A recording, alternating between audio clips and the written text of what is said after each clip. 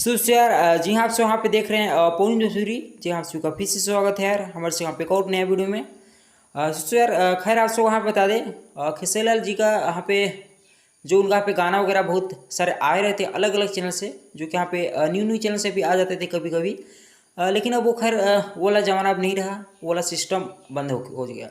जो कि पहले यहाँ पे सिस्टम बहुत चलाया करते थे, लेकिन अब सिस्टम ख़त्म हो गया। खैर आप सबको यहाँ बता दें, अब केवल गाना आएगा तो यहाँ पे ग्लोबल जंक्शन से ही आएगा, अगर आएगा तो। वैसे गाना आने का बिल्कुल भी यहाँ पे 2 साल तक संभावना नहीं है।